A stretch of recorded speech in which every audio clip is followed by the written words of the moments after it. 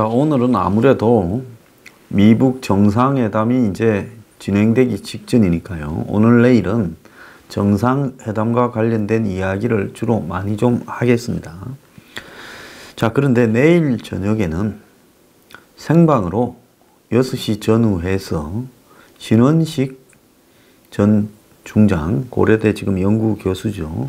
그분이 오셔가지고 저하고 생방으로 내일 오후 한 5시 전후 되면 한미 정상회담 성과가 나왔을 겁니다. 그래서 그 한미 정상회담 결과를 토대로 해서 실시간으로 라이브로 번개 뉴핑을 내일은 신원식 장군이 출연하셔서 저하고 같이 방송을 하게 될 겁니다. 많이 기대를 해 주시기 바랍니다.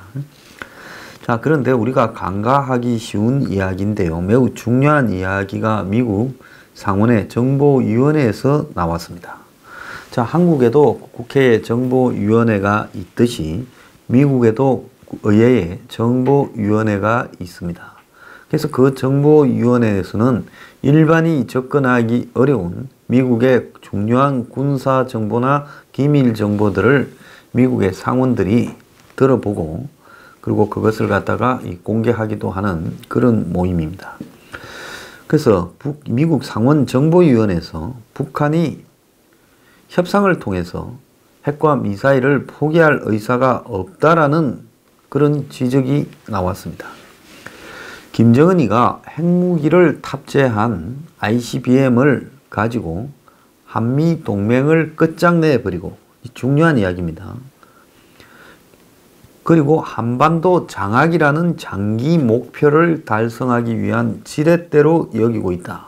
이렇게 보요에이가 미 상원 정보위원회 보도를 통해서 이야기를 했습니다.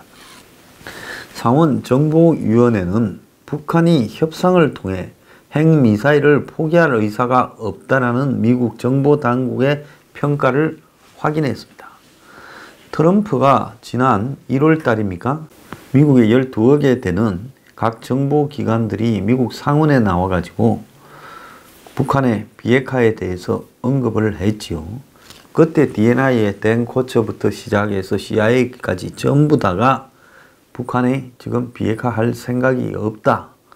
이렇게 말을 했는데 그 말 직후에 트럼프가 뭐라 했습니까? 기분이 나빠가 어디 감히 저딴 소리를 하고 있냐.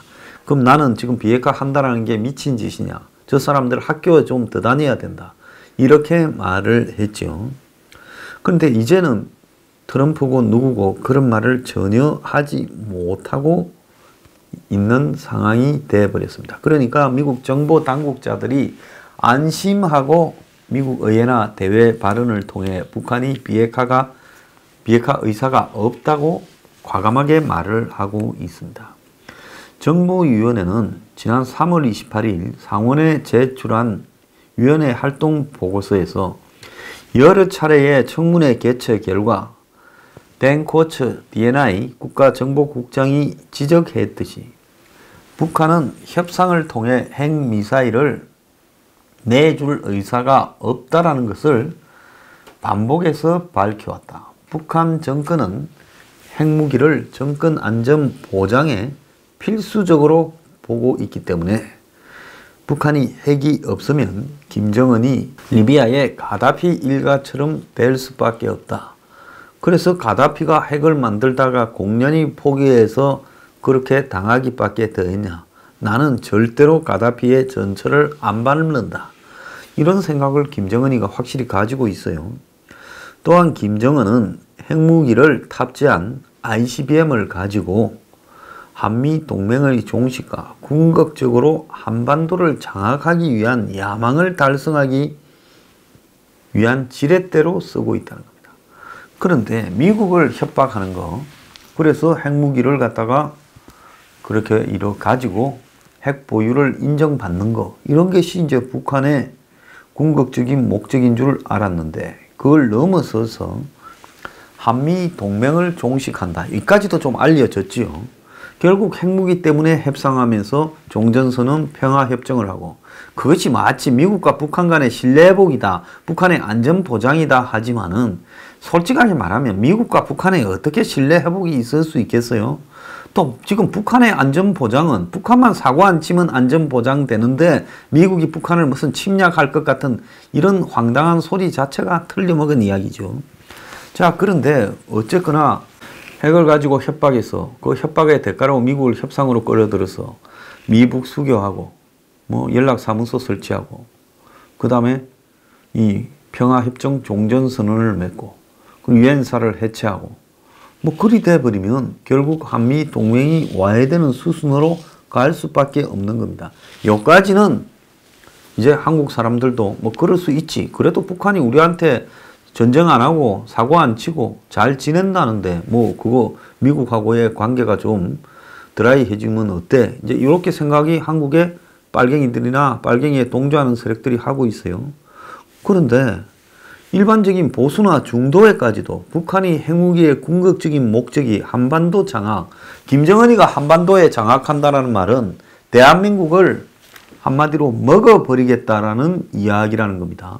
근데 미국 상원 정보위원회에서 북한의 핵의 근본 목적은 대한민국을 먹어버리겠다라는 이야기가 지금 나왔다는 것은 이거는 매우 심각하게 받아들여야 되는 거 아닙니까?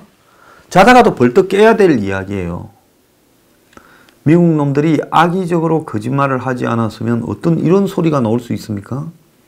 자, 그런데 댄 쿼츠 D&I 국장은 올 1월 상원 정보위 청문회에서 북한이 핵무기 생산 역량을 포기할 가능성이 낮다는 것이 미국의 모든 정보기관의 공통된 현 상태에서의 평가다라고 말을 했습니다. 또 서면 답변에서 북한은 미국과 국제사회로부터 중요한 혜택을 얻어내기 위해, 이거는 이제 외교적 표현이죠. 돈을 뜯어내려고가 황장수식 표현입니다. 돈을 뜯어내려고 부분적 비핵화 조치에 대한 협상을 하고 있다. 그러니까 완전 비핵화는 아예 생각도 없고 돈 뜯어내려고 부분적 비핵화를 하는 척 무슨 풍계리니 동창이니 영변이니 생쇼하고 자빠졌다. 거기서 끝난다는 겁니다. 한미동맹 와해시키고 한반도를 다 장악하고 돈 뜯어내는 수준에서 비핵화는 스톱일 거다는 이야기인 겁니다. 상원 정보위 보고서는요, 미국의 16개 정보기관의 활동과 정책을 감독하고 있는데 한국에도 정보위가 국정원을 이렇게 체크하지 않습니까? 마찬가지인 거죠. 정보당국의 이 활동 중에 비공개 브리핑, 청문회, 해외 답사 등의 활동을 하고 있습니다. 그래서 상원정보위원회의 이번 보고서에는 댄 쿼츠 D&I 국장이 지적했듯이 북한은 미국의 국익과 미국 자체에 대해서 더 많은 위협을 계속 가하고 있다라고 이야기를 했습니다. 자, 그리고 또 아태 지역은 지난 2년간 정보위가 상당한 시간과 관심을 집중한 부분이었는데 이 아태 지역 내 여러 국가들의 군사 현대화 노력과 핵무기 열량, 또 나라 지도부의 의사결정 같은 것을 주제로 현장에 가서 답사도 했고 위원회 관계자 브리핑 등 12차례의 청문회와 브리핑을 열어서 보고서를 채택했다.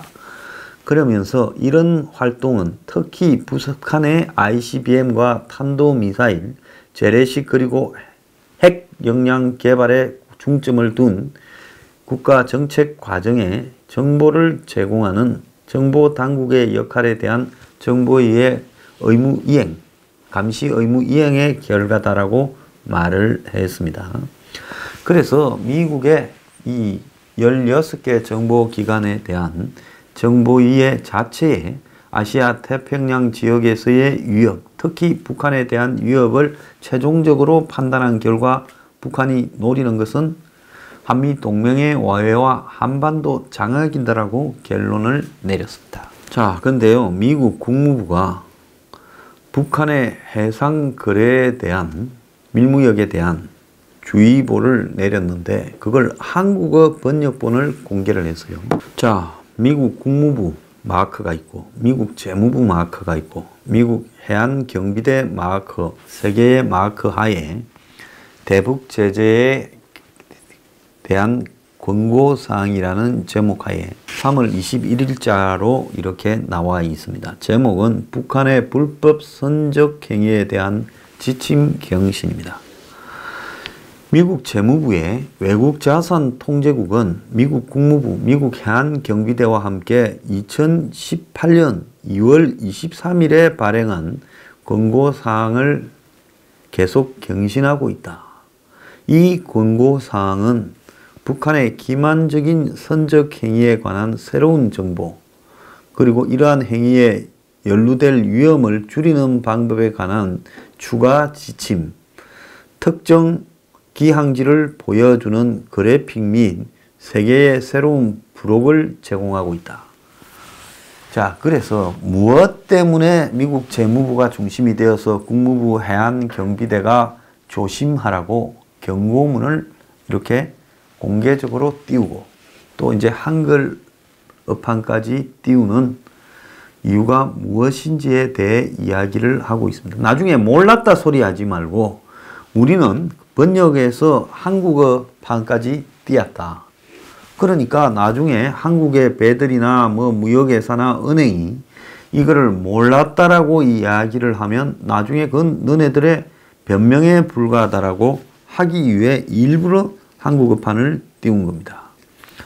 자, 그러면서 누가 조심을 해야 되느냐까지도 언급하고 있어요. 미국 정부는 해운업과 그 관련 사업의 모든 당사자, 즉 선주, 관리자, 운영자, 중개자, 국가등록기관, 정유회사, 항구운영자, 해운회사, 등급분류 서비스기관, 보험회사 및 금융기관을 포함한 모든 업체와 기관은 북한의 불법 선적 행위를 파악하기 위하여 적절한 통제 관리를 시행하도록 하고 이 권고사항에 명시된 행위를 인지하기를 권장하는 바이다. 그래서 한글로 하면 보통 뭐 하기를 바랍니다 이러는데 그게 아니라 거의 현상 수배범을 원티드하고 서부시대에 붙이는 수준으로 지금 해놨어요. 이거는 의도적으로 이렇게 한 것이죠. 왜? 무섭게 보이게 하기 위해. 어지간히 말 안 듣고 애를 미기니까 이렇게 하는 겁니다. 북한에 대한 미국과 국제연합 유엔의 강력한 제재에도 불구하고 북한은 특별히 정제유와 석탄의 불법적인 선박대 선박으로 하는 환적을 통해 제재를 계속 회피하고 있다. 2018년에는 북한의 항구에서 유엔이 금지한 선박대 선박 환적으로 정제유가 적어도 263척의 유조선으로 인도되었다. 그러니까 2018년에 북한에 들어간 불법 환적 유조선이 263척이라요. 그러면 지금 한국에서 거론되고 있는 배가 몇 척 단위잖아요. 근데 미국은 유조선 표준 단위로 봐서 263척 분량의 유조선이 뒷구멍으로 북한에 들어갔다. 만일 인도 당시에 이들 유조선에 정제유가 가득 차 있었다면 북한은 유엔 안보리 결의 2397호와 거기서 허용하는 연 50만 배럴보다 훨씬 많은 378만 배럴, 그러니까 유엔에서 허락하는 양의 7.5배를 더 수입할 수 있었다. 그러니까 그런 거를 어떻게 용납하겠느냐라는 것이 지금 미국의 입장입니다. 미국은 4월 9일 3월 21일자로 발령한 해당 주의보의 영어판만 있었는데 영어판 외에 한국판, 중국판, 일본, 러시아, 프랑스 등 5개 국어 번역본을 추가로 게재했다는 겁니다. 자, 여기서 일본하고 프랑스는 뭐 제가 볼 때 별 의미가 없어요. 뭐 영어판은 미국, 영국도 해당되니까 일본하고 프랑스에서 이런 일에 연루될 사람은 거의 없다고 봅니다. 그래서 이런 거는 그 뭐 국제 공용어라고 한글로 보이고 이거는 안 넣어주면 기분이 나빠서 한 걸로 보이고, 여기에서 들어라 한 사람은 한국, 중국, 러시아 이 세 나라를 대상으로 하고 있는 겁니다.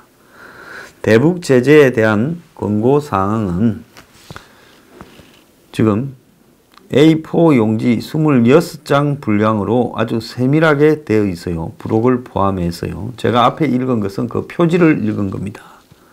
그래서 미국 재무부의 외국 자산 통제국과 국무부, 해안경비대는 각국의 북한의 핵과 미사일 개발에 따른 유엔 제재를 갖다가 이행하라고 권고하면서 미국과 유엔의 대북 제재 내용, 그리고 석유 제품의 선박간 불법 환적 등 제재 위반 가능성이 있는 선박 명단에 작년 2월 달에 주의보를 처음 발령한 이후에 작년 7월과 올 3월에 두 차례 경신했다는 겁니다.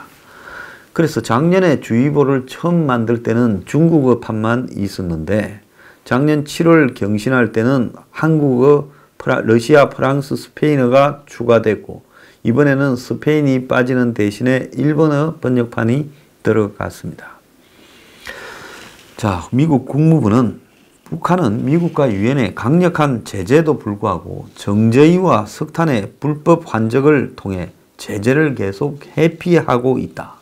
그러니까요, 미국도 지금 석탄과 정제유 두 개를 중요하게 찍어놓고 있다는 겁니다. 그래서 미국은 북한 체제의 핵무기, 탄도미사일 프로그램에 자금을 지원하는 격이 되는 불법적 소득 창출을 돕는 해운업은 물론 다양한 사업에 종사하는 개인을 대상으로 제재를 할 것이다라고 경고하고 있습니다. 미국이 봤을 때는 이런 석탄과 정제유 두 가지 품목에 대한 밀수나 불법 환적이 북한 경제에 어느 정도 숨통을 틔워주고 있는 걸로 보고 있고 한국 동해, 동중국해, 그리고 남중국해 등에서 이런 일들이 활발하게 이루어지고 있고 그리고 이들 해역에서는 미국, 일본, 호주, 영국, 캐나다 초계함과 초계기 등이 열심히 활동을 하고 있고 잠수함도 거기 많이 있어요. 그래서 미국 해외 자산 통제국에서 루니소호를 한국 국적인데 사상 처음으로 3월 20일 날 제재 위반과 관련한 의심 선박 명단에 올렸습니다.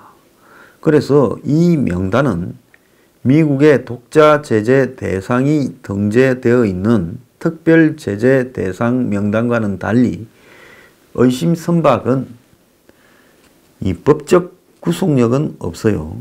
그렇지만은 미국 재무부가 이 배를 계속 관찰하겠다라는 그런 것을 의미하기 때문에 루니스호와 루니스호를 소유한 선박은 향후 어떤 행태로든지 지금 의심에 대한 부분을 해명하지 못하면 한마디로 불이익을 겪을 가능성이 많다라는 겁니다.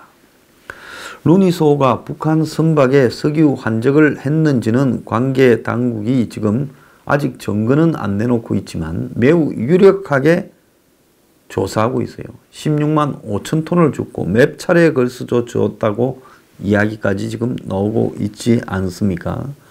그래서 처벌은 아직 결정되지 않았겠지만은 혐의가 향후에 확정된다면 남북교류협력법 위반으로 처벌이 될 거다. 저는 그걸 넘어서서 국가보안법으로도 조사를 해야 된다 보고 있습니다.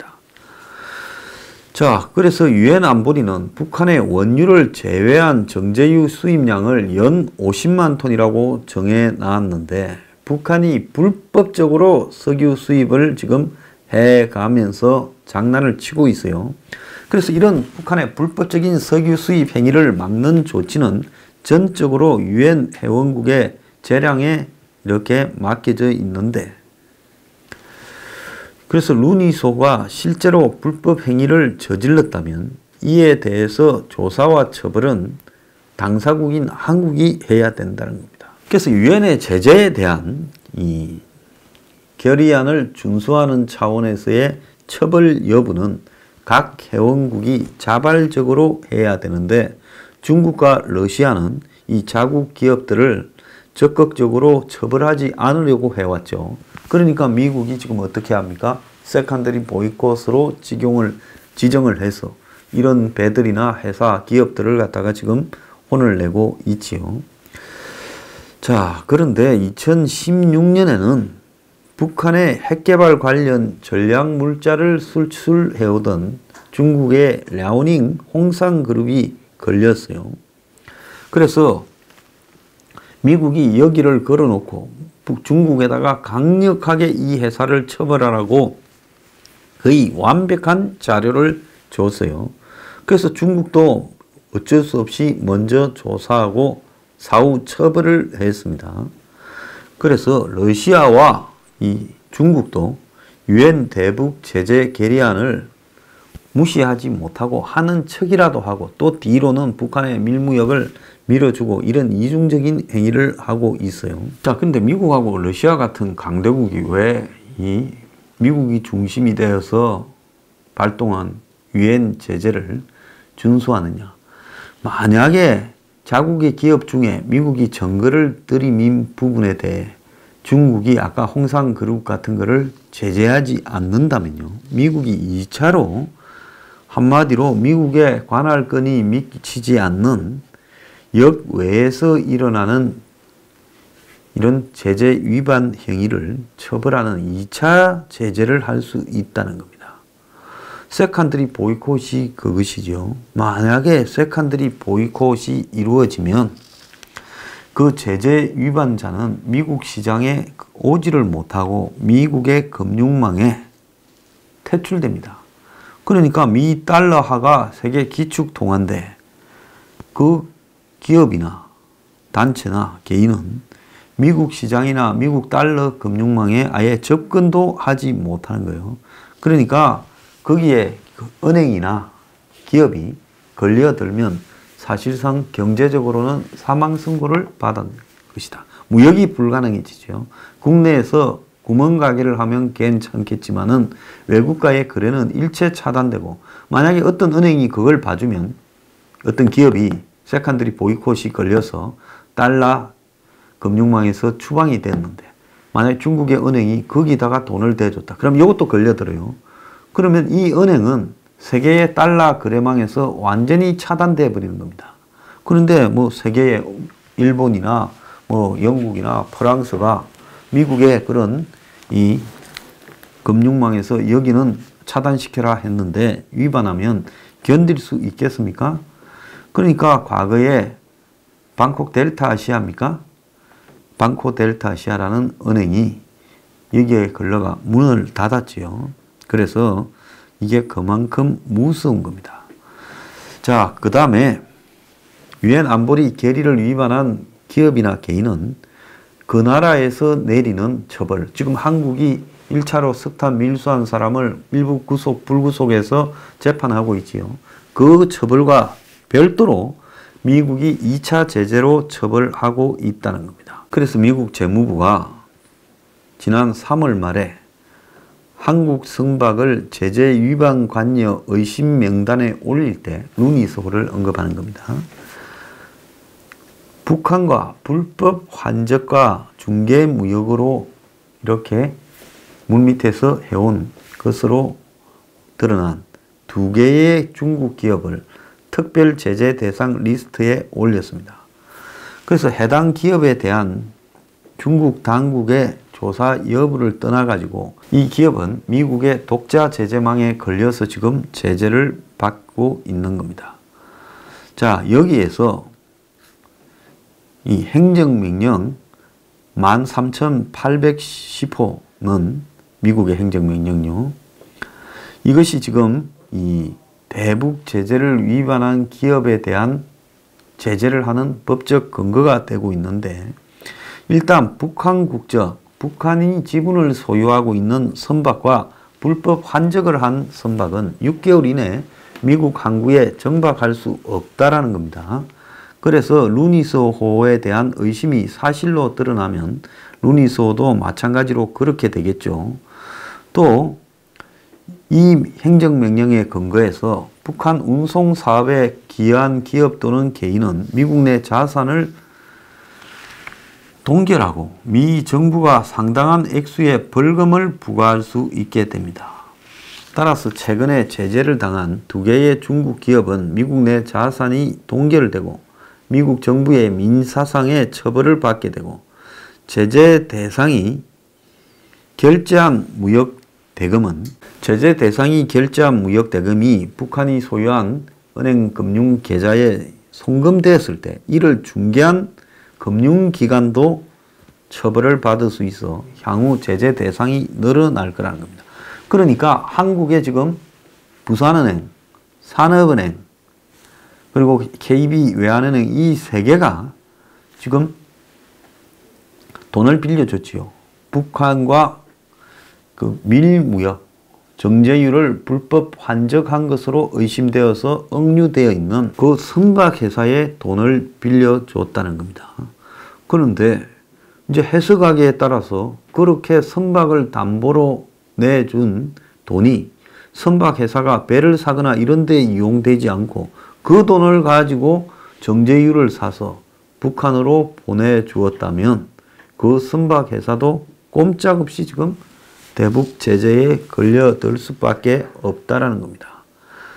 자, 그래서 이번 주 있을 한미 회담에서 이 세컨드리 보이콧이나 이런 것이 직접 의제로 올라가지 않겠지만은 한미 정상회담을 앞두고 미국이 세컨드리 보이콧이 될 수 있는 그런 혐의가 짙은 한국의 배들을 이 정제유 불법 환적으로 잇따라 공개한 것은 미국이 지금 한국의 금강산 관광 재개나 개성공단 재개 등에 대해 강한 경고를 하고 있음에도 불구하고 한국 정부가 밀어붙이는 분위기니까 이제 미국이 그렇다면 우리가 아는 너네들이 저질른 것으로 추정되는 그 북한 밀무역에 대해서 공개를 하고 그리고 너네들을 하는 것을 봐서 이걸 가지고 세컨드리 보이콧도 때릴 수 있다. 즉 이런 경고를 지금 한국의 문 정권한테 해서 문재인 네가 미국에 왔을 때 이 문제로 꾸중을 들었거나 이 문제로 추궁을 받을 수도 있는데 네가 무슨 염치로 지금 개성공단이니 금강산 이야기를 할래? 이런 이야기도 지금 포함되어 있는 겁니다. 그래서 결국은 미국이 더 압박으로 가고 있는데 미국이 지금 한국이 저질른 것으로 보이는 대북 밀무역을 갖다가 계속 폭로하고 있는 마당에 한국이 어떻게 개성공단이나 금강산 문제를 언급할 수 있겠느냐 의문입니다. 자, 미국은 이 문제가 한국 야당이나 언론에 의해 문제가 제기되어서 확산되기를 바라는데 전부 조용해서요. 뭔가가 이거 좀 이상하다라고 생각하고 있는 걸로 보입니다. 자, 이렇다면 미국이 또 다른 방법으로 이 문제를 확산시켜 갈 거라고 보고요. 그래서 향후에 이 문제는 시간 문제이지 터지는 것은 거의 기정사실이다.